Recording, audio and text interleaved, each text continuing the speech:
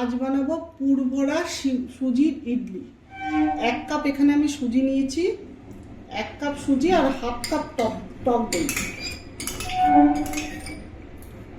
এবার এটাকে আমি ভালো করে মিশাবো।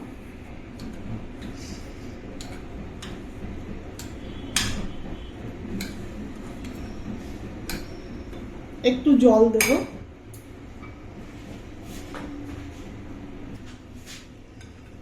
অল্প অল্প জল দিয়ে এটাকে ভালো করে মিশাতে হবে।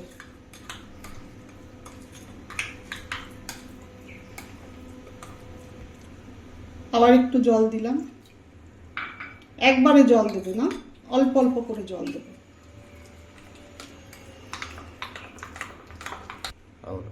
মেশানো হয়ে গেছে টক দই সুজি একসাথে। এবার এরকম টাইপের থিকনেসটা এরকম টাইপের হবে, বেশি কিন্তু পাতলা হবে না।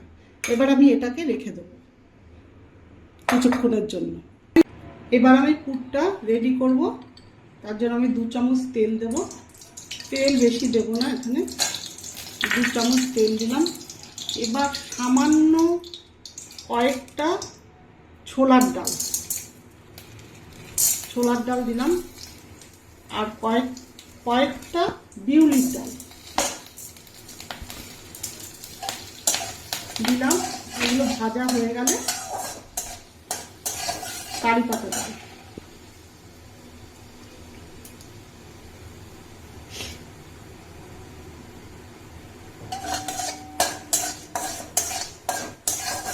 আর বিউলির ডাল ভাজা হয়ে গেছে, ছোলার ডাল আর বিউলির ডাল ভাজা হয়ে গেছে। এবার কারি পাতা দেব।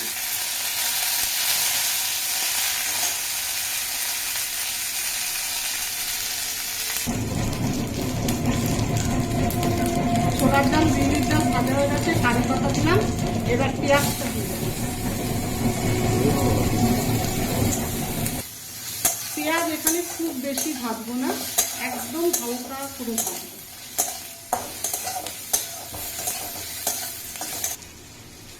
পেঁয়াজ ভাজা হয়ে গেছে, এই হালকা করে ভেজেছি। এবার দেব টমেটো, এবার দেবো একটা কাঁচা লঙ্কা দিয়েছি, যে যেমন ঝাল খান সেরকম দেবেন। এরপর নুন দেবো, এবার নুন দেবো, নুন আন্দাজ মতন।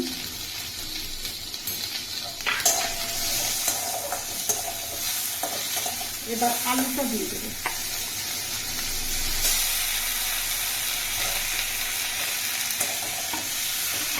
আলুটা এভাবে ভেঙে দিতে হবে যাতে একদম মিশে যায়। এবার দেবো হলুদ কিন্তু একদম সামান্য দেবো, সামান্য লঙ্কা দেবো, সামান্য, একদমই সামান্য, একদম সামান্য। এটাকে ভালো করে নাড়বো।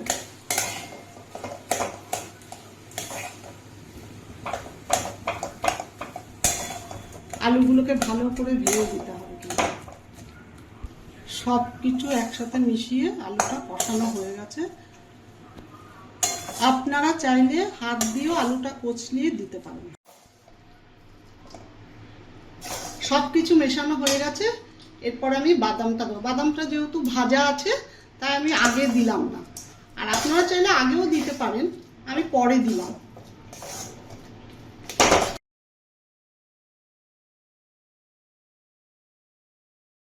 একটা চাটনি রেডি করব।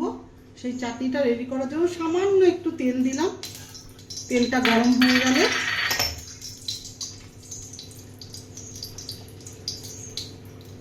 এবার সর্ষে ফোড়ন দিলাম,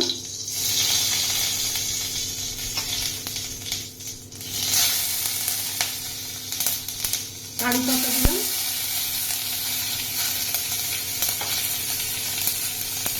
আর 1/2 কাপ সসের মধ্যে একটু জল মিশিয়ে, টমেটো সস কিন্তু এটা।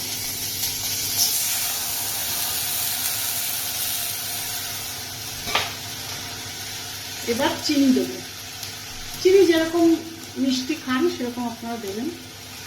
আমি এখানে 3 চামচ চিনি দিয়েছি। এবার চাটনিটাকে সুন্দর করে নাড়ব, পর্যন্ত এটা একটু মোটামুটি ঘন নাড়ব।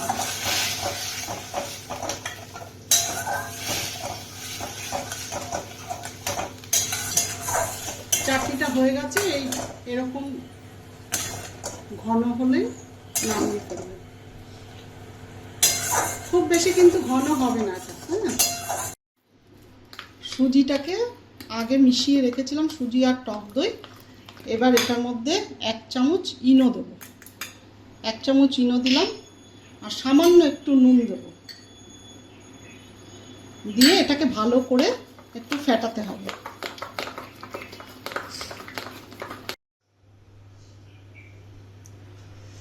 যাদের মাইক্রো ওভেনে ইডলি করা যায় তারা মাইক্রো ওভেনে করবেন, আর যাদের নর্মাল ইডলি স্ট্যান্ড আছে তারা ইডলি স্ট্যান্ডে করবেন।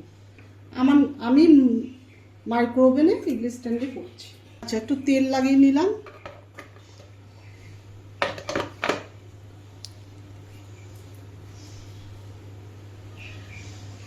এরপর আমি ইডলিটা দেব।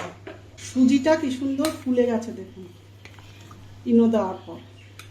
এরপর আমি এর মধ্যে তেল লাগিয়ে নিয়েছি, এরপর সুজি দেব, অল্প অল্প সুজি দিলাম। এরপর পুরটা দেব,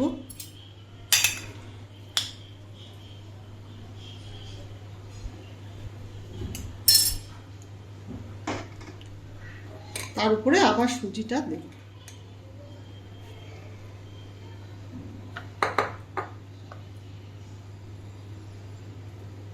আরেকটা দেখাচ্ছি। প্রথমে এই যে সুজি দিলাম, এরপরে পুরটা দেব,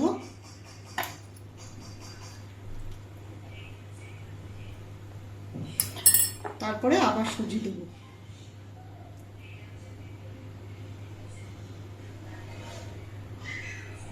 এইভাবে সবগুলোর মধ্যে এরকম ভাবে তৈরি করতে হবে।